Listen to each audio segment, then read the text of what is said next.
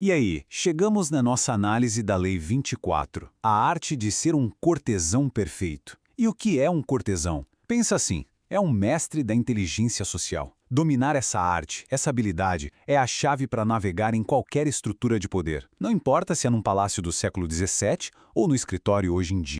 A grande pergunta é esta: como é que a gente não só sobrevive, mas realmente prospera debaixo do olhar constante de chefes, líderes, enfim, de quem está no poder? A resposta, olha, não está na bajulação óbvia, não. Está mais para uma dança. Uma dança estratégica, sutil e, acima de tudo, muito psicológica.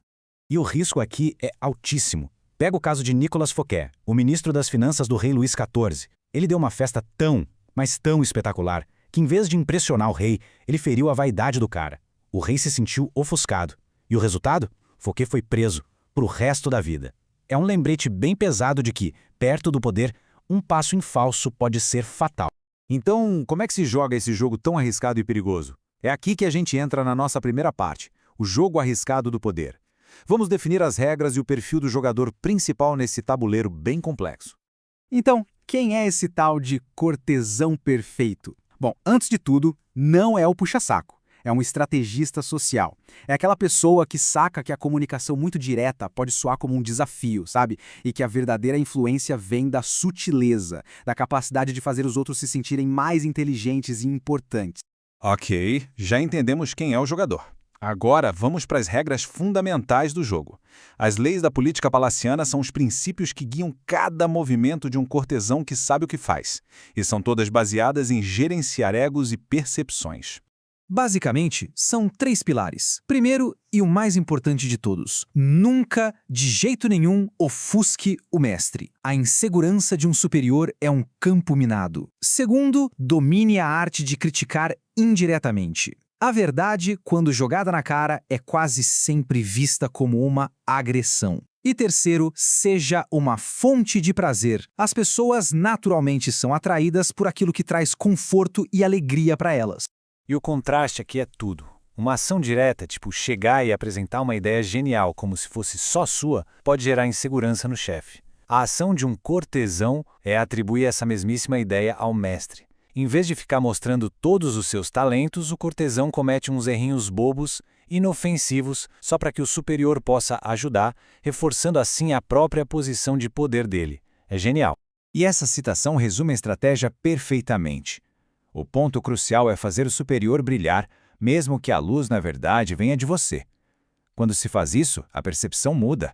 De uma possível ameaça, a pessoa se torna um ativo valioso, indispensável. Agora, vamos sair um pouco da teoria e analisar os mestres na prática. Nesta sessão, a gente vai ver como alguns personagens históricos jogaram esse jogo com uma perfeição que chega a ser inspiradora. Olha só essa história do Winston Churchill. Quando o editor Henry Luce fez uma crítica bem sutil a uma pintura dele, Churchill poderia ter ficado ofendido. Mas em vez disso, o que ele fez? Pediu o quadro de volta, adicionou a tal da ovelha que o editor sugeriu e devolveu. Com um gesto simples, ele absorveu a crítica, melhorou a obra e demonstrou uma confiança e uma elegância que só reforçaram o poder dele. A missão aqui é clara. Em vez de rejeitar o feedback, incorpore-o. Colocar a ovelha é uma metáfora para mostrar que há colaboração, que há autoconfiança, transformando uma crítica numa oportunidade de brilhar, só que discretamente. Outro mestre foi Talleyrand, um diplomata que sobreviveu a múltiplas revoluções, servindo a regimes completamente opostos. O segredo dele, ele era um gênio da sutileza. Seus elogios eram sempre moderados, sua inteligência ficava escondida e ele entendia que o silêncio muitas vezes é a resposta mais poderosa de todas. Ah, mas tudo isso parece coisa do passado, né? De palácios, de reis. Pelo contrário, vamos trazer essas estratégias para a nossa realidade. A arte do cortesão é mais relevante hoje do que nunca, simplesmente porque a psicologia humana, no fundo, não mudou nada. E aqui a gente traduz a teoria para a prática do dia a dia. Em vez de criticar o chefe diretamente, que tal apresentar dados impessoais? Em vez de dizer, eu tive uma ideia, por que não enquadrar como construindo sobre a sua visão a gente poderia? E acima de tudo, seja a pessoa que resolve problemas, não aquela que só fica apontando eles. A gente já consolidou a teoria, os exemplos e a prática. Agora, a pergunta é, como começar a aplicar tudo isso? Vamos definir qual é o próximo movimento. Essa é a frase de ouro desta lei. A natureza humana e as dinâmicas de poder continuam as mesmas. Pessoas em posições de autoridade ainda precisam se sentir seguras, inteligentes e respeitadas. Ignorar isso é um erro fatal. E aqui surge uma pergunta justa. Peraí, a gente está falando de estratégia e eficácia ou só de manipulação e falsidade? É uma linha bem tênue e é fundamental entender a diferença. A resposta é que essa é a linguagem da eficácia. Não se trata de enganar, mas de entender a psicologia humana para que as boas ideias sejam ouvidas e principalmente implementadas. A alternativa, aquela honestidade brutal e a autopromoção constante, pode até parecer nobre, mas na prática quase sempre leva ao isolamento.